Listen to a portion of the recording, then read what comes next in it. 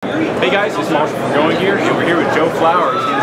He's the designer of many of your favorite Condor knife and tool products. We're going to take a look at some new products today. How's it going, Joe? Great. Big fan of Marshall's. All his fire steels. I probably have one of everything that he has. We go way back. That's a lot of stuff. Yeah, so I'm real glad to show him all of this new stuff, and I'm really excited about it.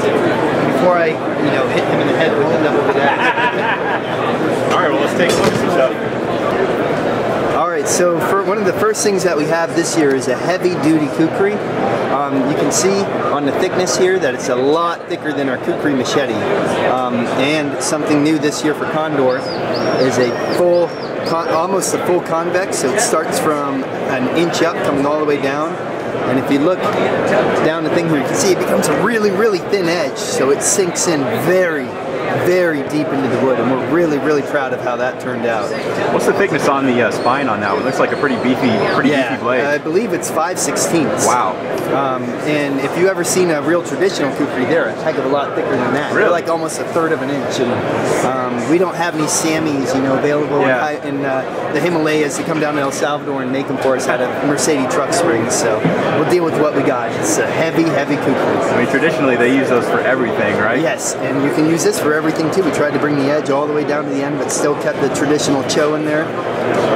Cut your toenails and right there you go. Pick your teeth. Yeah. Whatever you need to do. Shave your legs. This is a tactical model. It's called the Garuda.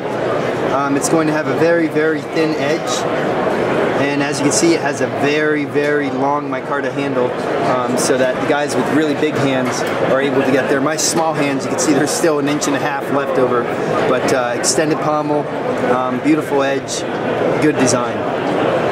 Hey, Scott. We do have two new items this year called the Tavian and Sub-Tavian. One's a smaller neck knife style, just kind of like an everyday fixed blade. It's made out of 3/32. And then this is kind of like the Mora killer here. This is a 1/8 inch Scandinavian ground knife that has a longer handle, but it's still round.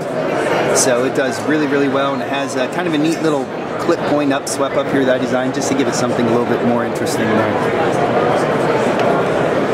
This we're really proud of. It's called the Woodlaw. I think it's going to be a really good seller. It's very simple in the design, kind of like the old Viking style knives. If you look in some archaeological journals, you'll see this simplistic straight handle design. Just a rectangle with a Scandinavian edge on it. A nice clip point going down to the bottom here, and an extended pommel just to have like a really hardcore bushcraft knife that you can really put your life on the line with. And of course these all have the lifetime warranty too, so if you're not happy with it, you can send it back for a refund. They also using the same steel? Yes, all 1075. Okay. And it comes with, of course, a handmade quality leather sheath. I really like the sheath, man. Look at that. Something Rick was telling me that from now on you're going to have every single product with the sheath. Yes, absolutely. That's great. Does that help you? Yes. Good. Sorry It makes my life easier. I was thinking machetes, of course. Yeah. This crazy design here is called the Warlock. If your customers are familiar with the boom sling, this is the boom sling handle, but with the tactical go-lock feel. A go-lock that you can go to war with. Yeah, that's a heck of a blade. And just like this guy, this one has a full convex edge with the slight, tiny secondary bevel here, but we coated it all black to give it that tactical look. I think we have some foul in the background. Foul working here. We can go fix that real quick. Hold on. And it has a point here so that you can actually stab. So one thing that does not have a stabbing style point is the Village Parang. This is the one I'm really excited about. That's the one that caught my eye. That thing's fantastic. This takes the crucial designs of the Malaysian parangs, the shorter ones that everybody uses, and we incorporated that into this design. It has a Golak handle, which is a very traditional design of itself, so we thought we wouldn't deviate. If you see a lot of pictures of Malaysian design, they have that knob on the back. That's because they use it like this with their hands to do some type of scraping and take off bark. The edge comes all the way back here, so you can do real fine work. It's got a distal taper, and it's got this beautiful convex edge that just completely destroys any piece of wood it comes in contact with. It sinks in really deep. That's great. If you guys see videos later of this thing going in, you'll watch it go 3 inches into a tulip poplar. Yeah, it looks like a beast. It's amazing. So we have the engineer bolo here. It's 3/16 thick. You may think that's a little heavy, but the originals were over 1/4 of an inch, kind of like the Kukris. This is a 1940s and 50s design. It's called engineer bolo because engineers designed it. It's got, of course, a very weight-forward chopping feel to it, and that huge convex edge that's going to impress so many customers. And I mean, I was just going like a kid in the candy factory using these things outside. So we wanted to honor this design and do the first remake that's been around in probably quite a few decades.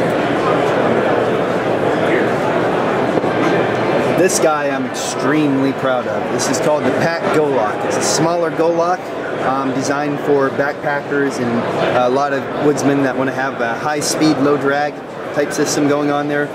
12 inches. High-speed, low-drag Go Lock. I like that. Yep, there you go. But it's still classy. It's not, you know, tactical, but it's got a great balance to it.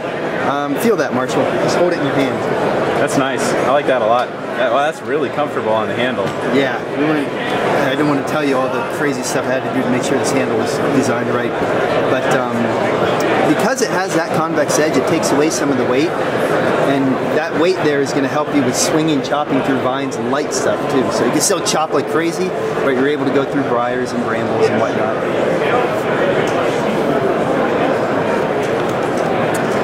Got a Bowie this year.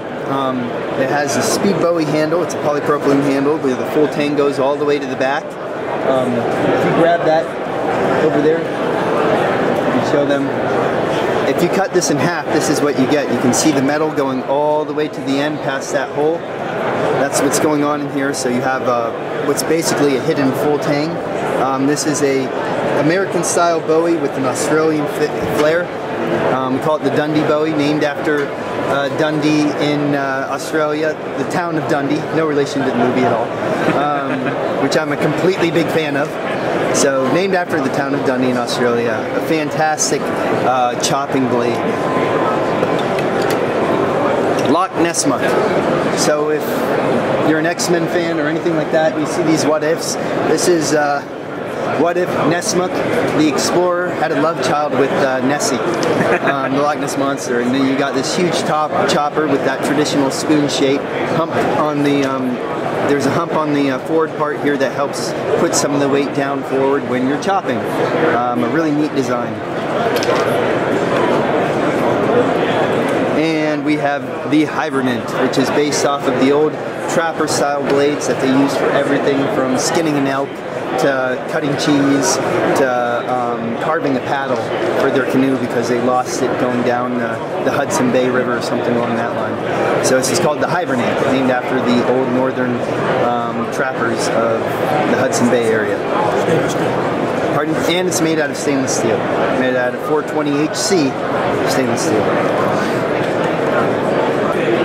Now, Condor knows machetes really, really well, and they can see the aspects of some swords that would do well in a machete situation. So, we saw the Chinese-style dados, and we went out and saw a bunch of different designs, looked at a lot of historic references, to figure out what they were cutting besides horses in half and whatnot, and came out with this full tang, from the top all the way to the bottom, dado. It's called the Dynasty, and it is a chopping, cutting machine. But it's at a price point that you're not afraid to go in the backyard and start wailing on, you know, the old oak tree that might have fallen down. These things are normally like $400, $500. You don't want to go play with that out in the backyard. This is one you won't be afraid to. You put a hurting on it. You know, you could be a great trainer too if you want to practice. You can take a file, cut the edge off of it, and then use it as a trainer inside your dojo or wherever you're practicing martial arts. You can use it to trim your bushes outside, whatever you need. You can even use it to flip hamburgers if you like. But it's a cutting machine made out of 1075 carbon steel. And it comes with the leather sheath as do all of the Condor items. All right, Joe, thanks for your time. Thank you for your time. Thanks to the magic of editing.